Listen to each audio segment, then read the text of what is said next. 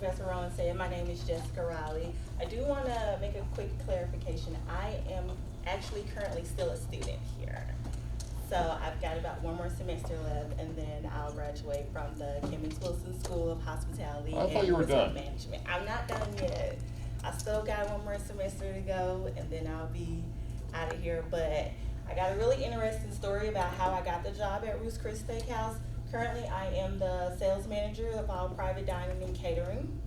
So I applied at Ruth Chris Steakhouse in about 2015, and I didn't get the job.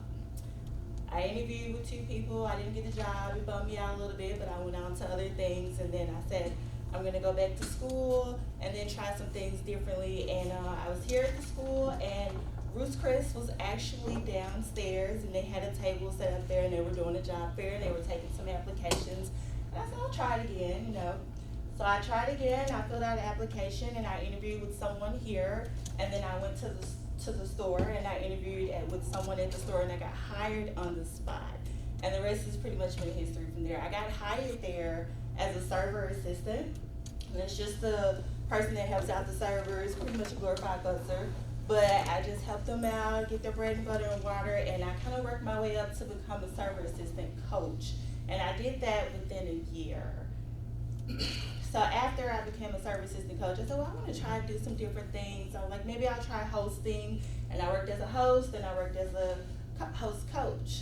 And then I decided that I liked what I saw, what the sales manager was doing there. And I was like, I need an internship for school, so I'll see if I can intern with the sales manager there and see how that works out. And they were like, sure, we're fine with it. And the professors at the University of Memphis, they were fine with it, so that worked out for me. About 2 months into that, the sales manager, she's like, hey, I'm leaving. I'm going to Nashville. I'm gonna go work for Char. So what do you think? Do you wanna do this? Is this something that you're interested in? I was like, heck yeah, I'm definitely interested in this. So I hung out with her a little bit more before she left, and then I had a big decision to make whether I wanted to continue school or go work full time, because in order to take the job, I had to go out of town for a month. So it's like, how's that gonna, affect my school hours and all that? So I said, well, you know what, I can do both. I can just take some more time and cut down on my classes at school, and then I can see if I can do that. So within 2 years of me applying at Ruth Chris for the second time, I became the private dining and catering sales manager. So that's just my little backstory about that. So if you ever get discouraged about anything, if you ever feel like you're not ready for it, trust me, you are. And all the classes that I've been taking here at the University of Memphis in this department have definitely helped me. They've taught me how to do interviews. They've taught me how to dress. They've taught me what to say during the interview. Ask a lot of questions when you're having an interview. But that's just my little backstory about that. So I'll tell you a little bit more about me. I'm 29 years old. I have a daughter, she's 11, and what else? It's not that much to it, but You're from here. I'm from here. I'm from Memphis, Tennessee. I was born in Blythe, Arkansas, but I'm from Memphis, Tennessee. So currently at Ruth Chris Steakhouse, we have 10 employees that are students here. 2 of us, myself included, are members of we're in this department, the Kimmons Wilson department, and we have 2 graduates. That's Nathan Evans. He's supposed to be here with me today, but he's still supporting Memphis. He's out at Target Lane getting ready for the game. We have a tent out there tonight.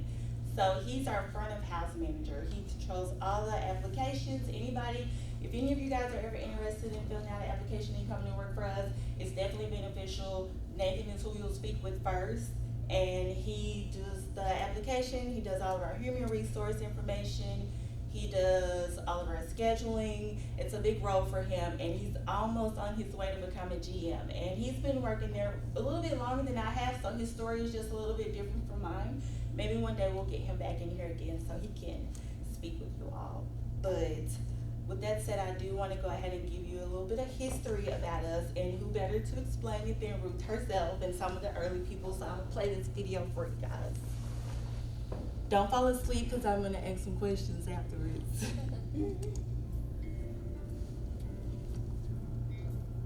Every day, in cities around the world, from New Orleans to Los Angeles, from Hong Kong to Dubai, people sit down to enjoy a steak that speaks for itself, with a sizzle that echoes all the way back to 1965.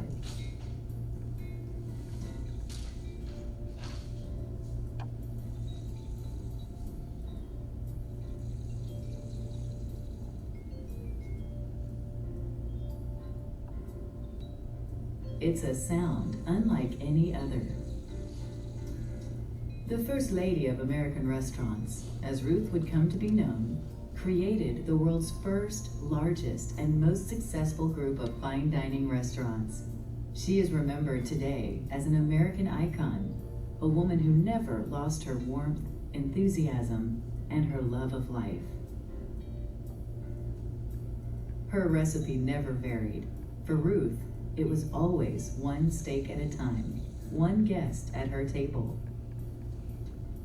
Ruth did not plan for a career in the culinary world. It was a matter of pure economics for her family. After about 10 years, I got a divorce. We were divorced.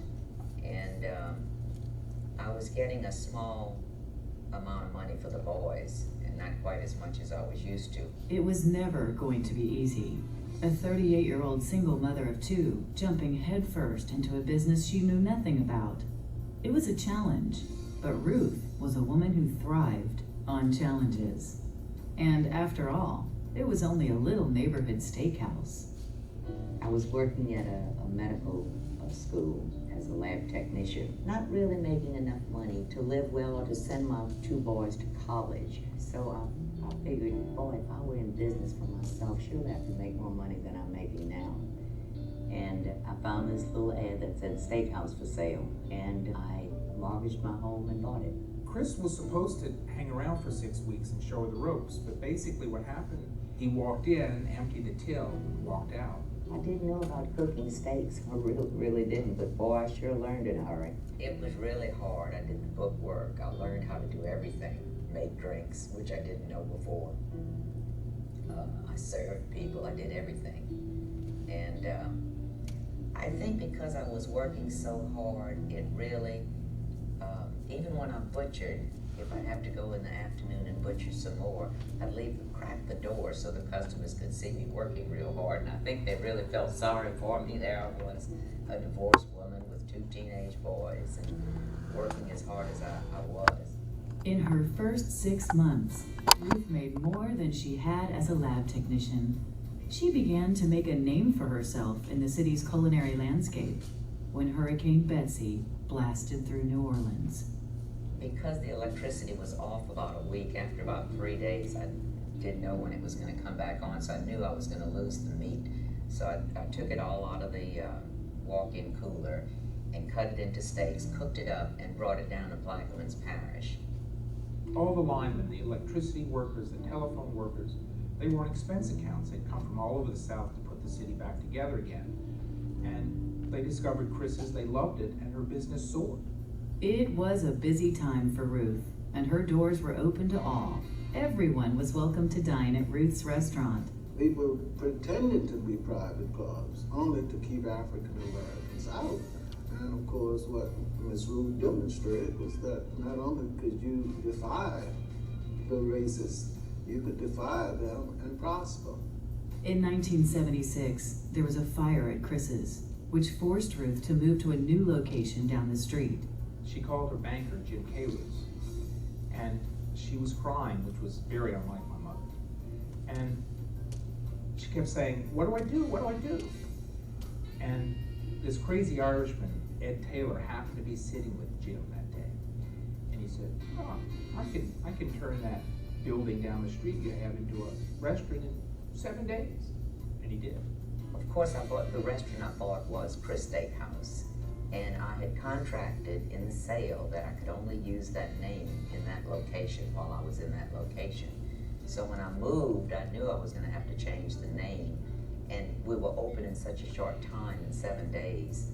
I really had no time to do a marketing study. I didn't even know what a marketing study was in those days, to tell you the truth.